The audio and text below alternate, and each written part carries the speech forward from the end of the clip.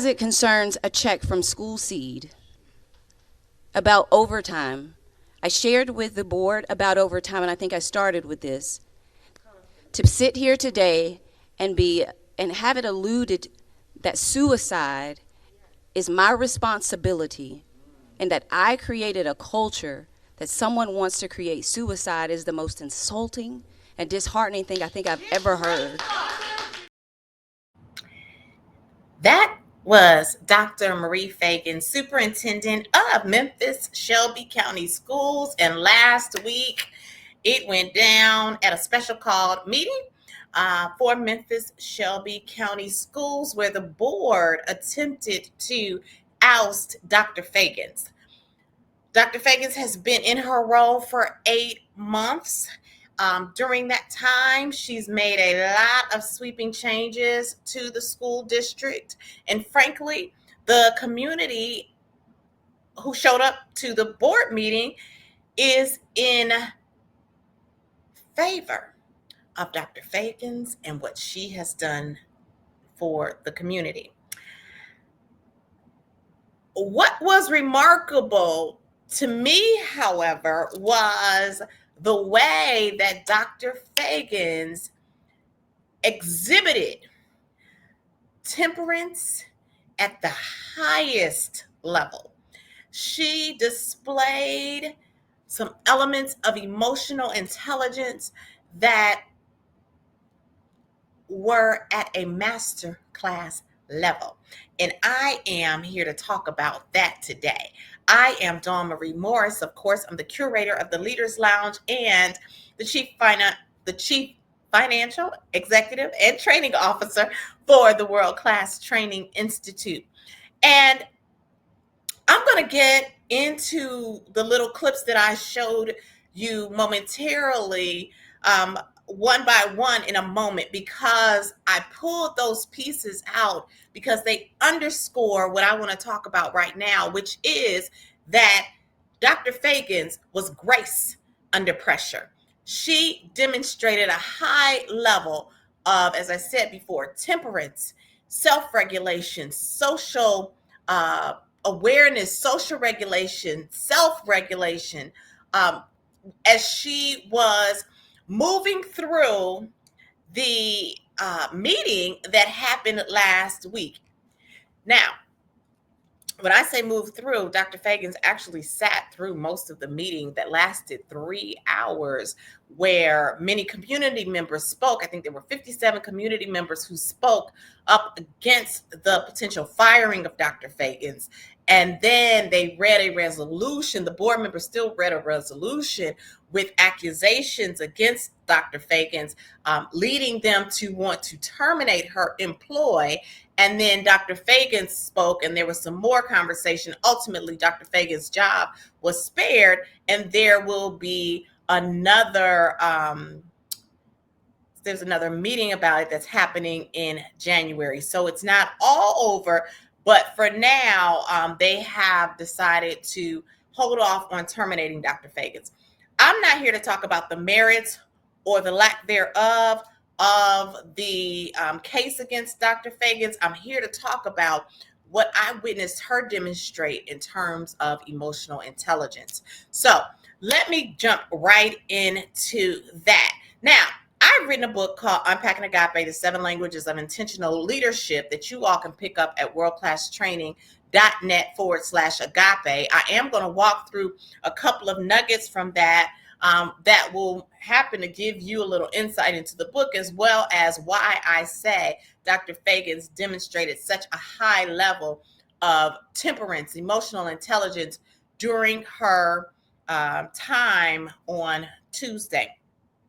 And this is a key quality of being a great leader. Have no question in your mind about that. What she demonstrated was a key leadership attribute. Now, let me go straight to what I am talking about related to Dr. Feagins. So I have in my book 7 languages. Languages are also behaviors, because I say that the best way to demonstrate a language is to act it out, right? I can say that I love you, but if you don't see that demonstrated in behavior, how can you ever know that it's actually true? You probably would doubt it, right? So that's why this is called the 7 languages, but languages are actually behaviors that leaders should demonstrate as they are leading themselves and leading others. So caretaker of temperance is my leadership language number 4. So what I talk about in the book is that when the ship gets unsteady, a leader's job is to steady it. When the leader is unnerved and lacks restraint, it is difficult to create solutions that produce the best outcomes. Temperance, or moderation in action and feelings, happens when one looks at a situation or circumstances and chooses response over reaction. And I have also here that response is more of a slow cooked process. The event takes place, the circumstances are processed, a decision is made. It doesn't necessarily have to be over a prolonged period, but it does require some typically pause between the circumstance and your response. Where reaction is more like, okay, that happened. Somebody runs out into the street, move quickly. Not a bad thing. You want to react, but typically when you're talking about how to move strategically, and when you're dealing with situations that are in the workplace, often it requires a strategic approach. You want to, which strategic means there are layers to this, right?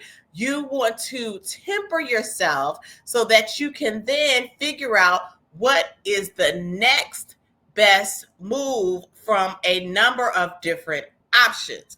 Where if somebody's running out into the street, you know the option is I got to help that person get out of the street as quickly as possible, which is typically going to be, a yell or a grab for that person, right?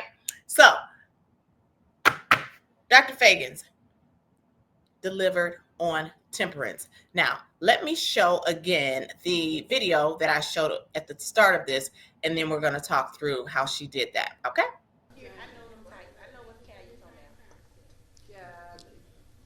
As it concerns a check from School Seed about overtime, I shared with the board about overtime, and I think I started with this. To sit here today and have it alluded that suicide is my responsibility, and that I created a culture that someone wants to create suicide is the most insulting and disheartening thing I think I've ever heard. So let's take the first piece. Where she was tempered is in that she took a pause. And this wasn't even the very beginning. This was as she had started talking, there was another talking point that she wanted to communicate. But before she got into that, she took a pause, took a breath, right? And then she began to speak. Often when we're teaching leaders, we tell leaders that when you have that moment of where you're upset or you have been triggered, those seconds in between that trigger and what you do next are crucial. We recommend sometimes that you even take 10 seconds, or you may have to even walk away and come back. She took a few seconds before she got into the next thing that she wanted to communicate, which helps her to get centered on exactly what she wants to say. This is an excellent tool, and she demonstrated it well. The second thing that I showed on that video was how I say she was self-regulated. So self-regulation is one of the components of emotional intelligence. Now, EQ, as Daniel Goleman, the chief architect of the emotional quotient, says, is the sine qua non of leadership. It is that essential thing. So you've got to have a high EQ if you are going to be successful as a leader. I have never assessed Dr. Feagins' emotional quotient, so I'm not sure what her number is, but I can tell you that in that moment, she was self-regulated. Now, what made her self-regulated? Let's play it back, and then I'm going to... As it concerns a check from School Seed about overtime. I shared with the board about overtime, and I think I started with this. To sit here today and be. So for the self-regulated piece, it's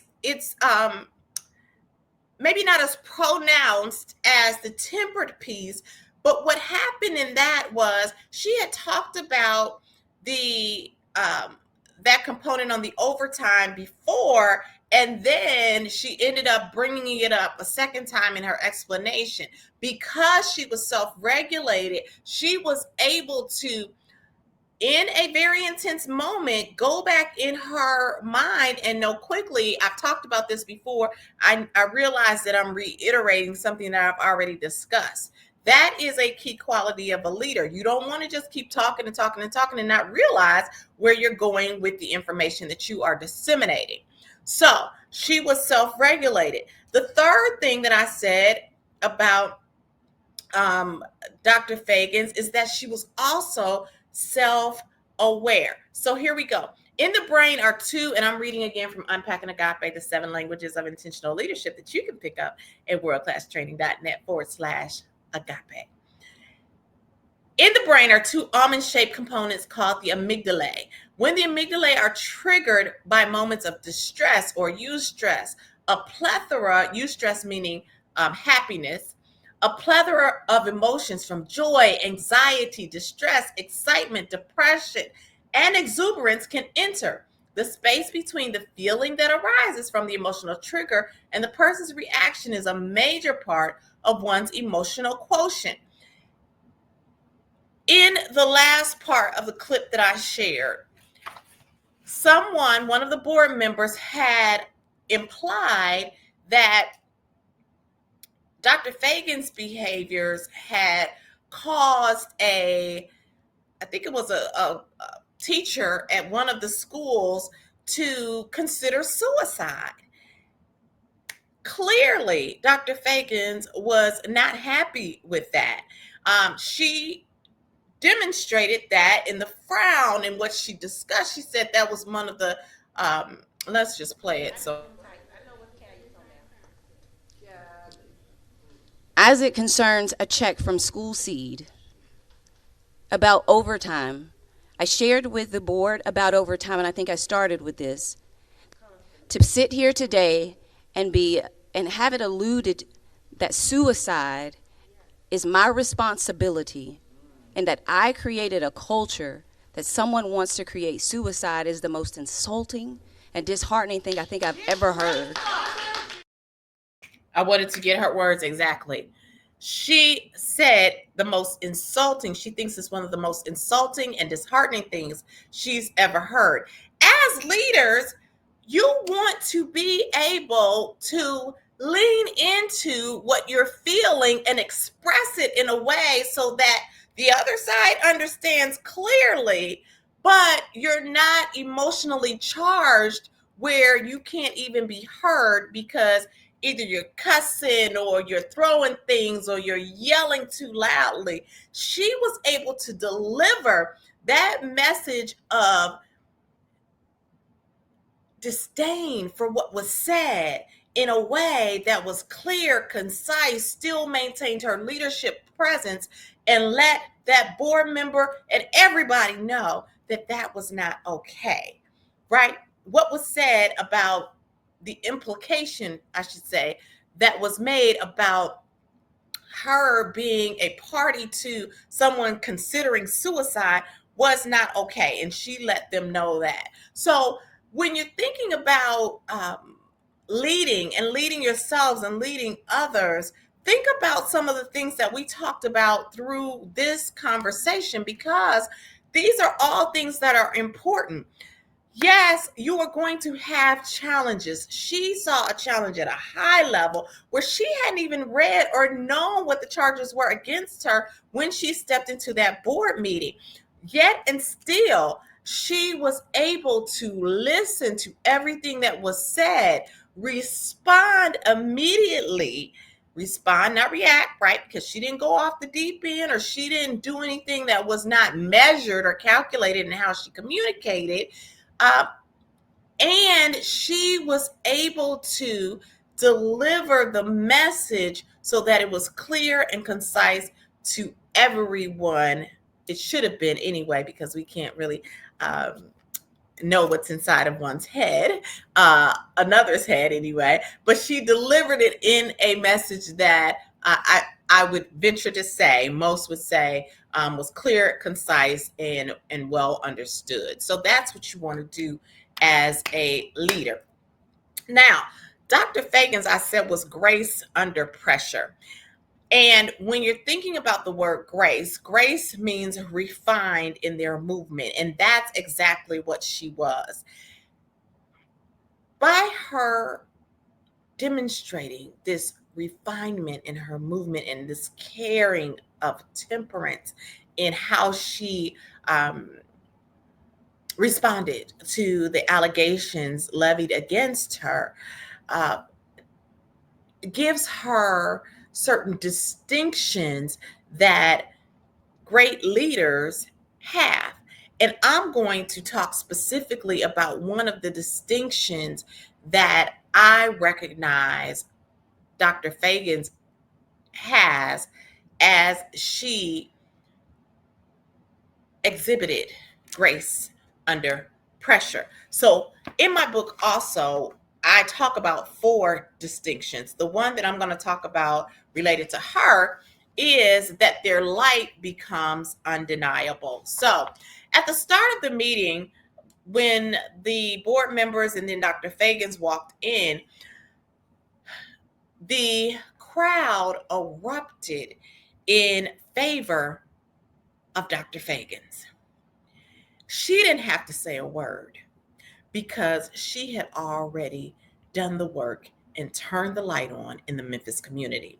And so what I say as far as distinction number 4 is this: there is a light that shines from certain people when they enter a space. Something about their appearance lets everyone within proximity to them have a sense that this moment is going to be filled with more. The more may be kindness, gentleness, excitement, progression, brilliance, or care. As examples, I have seen Dr. Feagins in more than just that moment.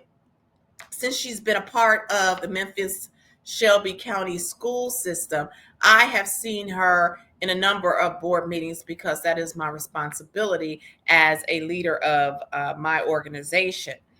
So I can tell you that her light didn't just go on that day. And for leaders, it's leaders whose light shines. It's not a moment to moment thing. It's not a flicker. It's something that is constant. It's like the sun that's shining during the day. You can't just go turn it off, right? It's not going to turn off until its appointed time. And that's how her light shone on that day and the days that I've seen her previous to that. So I have here, because of this sense that more is about to happen, however, there is a leaning into what is being presented. When she walked into the room, when the board members walked into the room, we knew that something was going to shift. We didn't know how this was going to go. And again, I watched this, not again, but I watched this. I happened to watch this on YouTube because I had just been in Memphis the day before. So I was totally shocked that this was happening. But yes, so we leaned into what was being presented. The light illuminates authentically from the ones who carry it. It cannot be turned on and it does not turn off. The reason that this light is so organically bright is because it comes from a place of love. When thinking about grace under pressure, and specifically Dr. Feagins has already demonstrated in the short 8 months that she's been at Memphis Shelby County Schools that she loves, as she says, the 901. She's not there for money.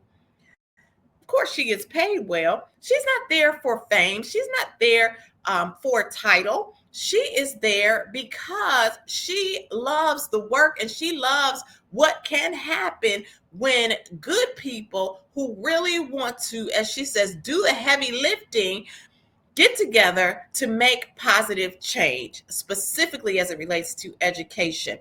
And by her doing that, because they levied those charges against her, did not mean that her light went out. Her light was still shining bright because she had already done work in Memphis, Shelby County. One other thing I'm going to share about when your light is undeniable actually comes from Marianne Williamson's book, A Return to Love, called a Return to Love. And she talks about this thing called our deepest fear. And so this speaks to why it's important that even in this time of an unsteady ship, so to speak, that Dr. Feagins continues to let her light shine. And actually, she's been doing just that, because the very next day she was Glorilla, look at me, Glorilla, sorry. I'm telling my age.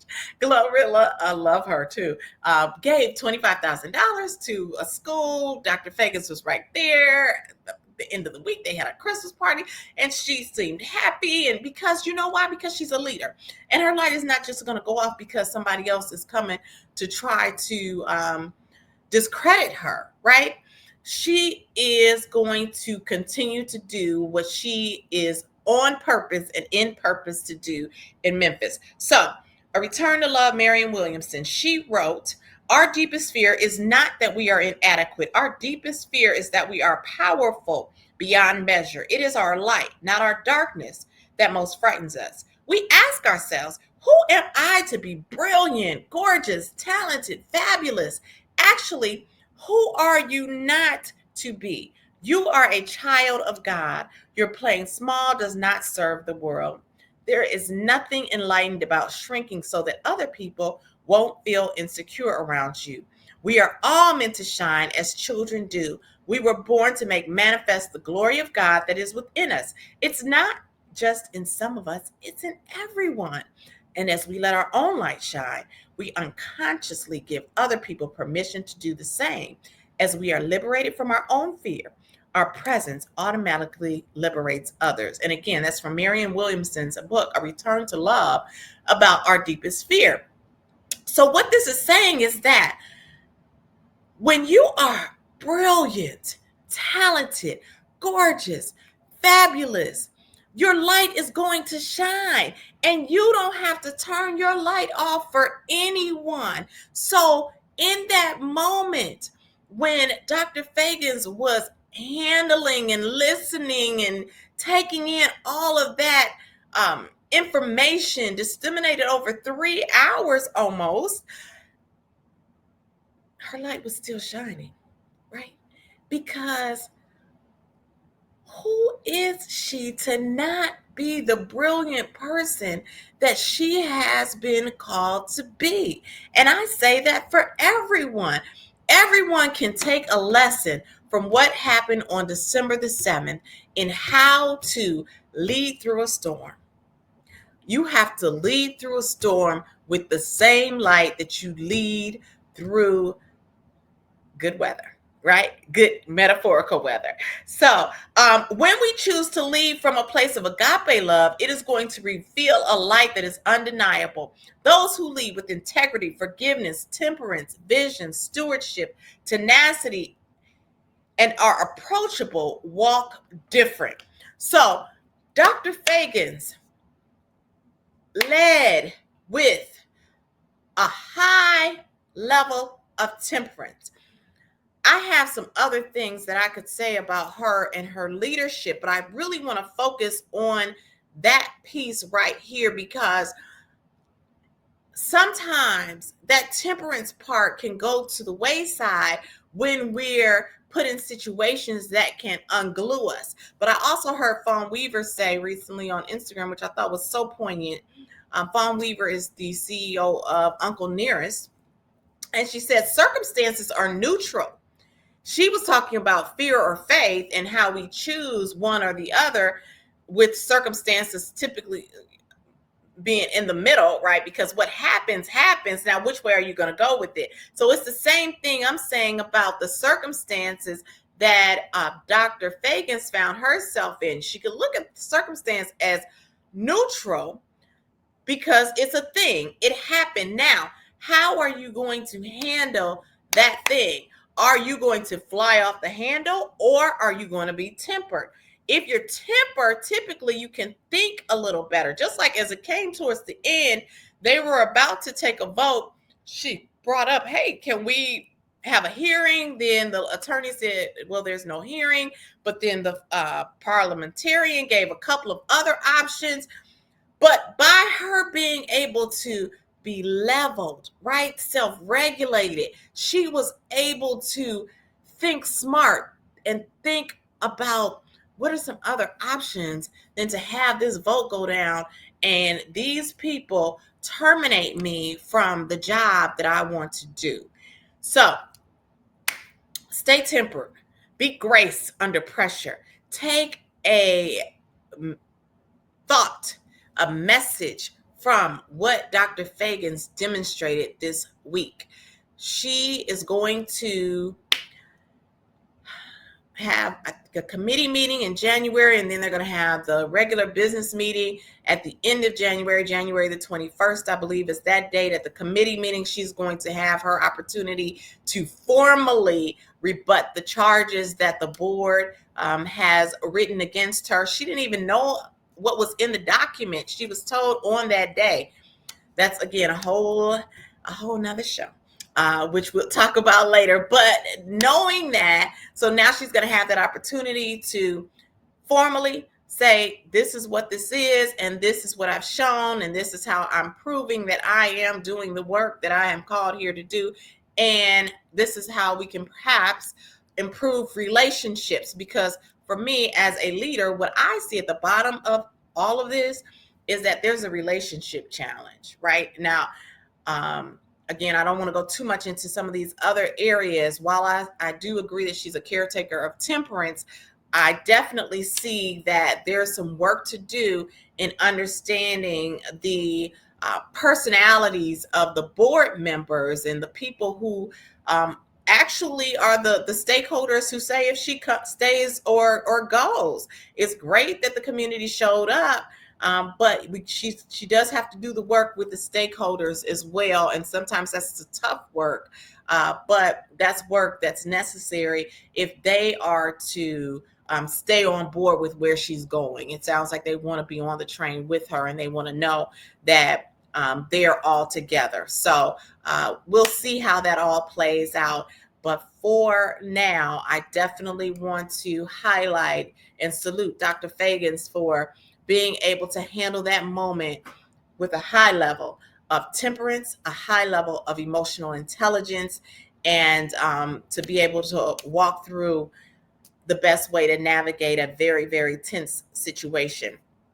If you all are interested in knowing what your emotional intelligence score is, the World Class Training Institute does a complete assessment, 14-page assessment for you to know what your EQ score is. We also do a training for organizations where the participants get their EQ score. I recommend that anybody who's thinking about moving somebody into leadership knows the emotional intelligence of those people who you're thinking about moving into leadership. If you have a new group of leaders, if you have even a new group of people who are working with a new leader, you want to know what your emotional intelligence scores are. And we do a training about how to best collaborate, knowing what the EQ numbers are for all of the team members. So it's absolutely vital.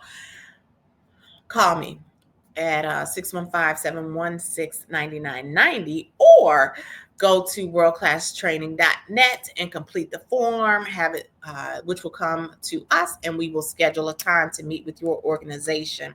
Finally, if you want the book, Unpacking Agape, the 7 Languages of Intentional Leadership, you may pick that up at worldclasstraining.net/agape. That's worldclasstraining.net/agape. Finally, stay tuned. Watch what's going on in Memphis. It's very interesting time there. But for right now, if you're watching this at the end of the year, enjoy your holiday. And remember, at the World Class Training Institute, when you are better, we are absolutely better. Take care.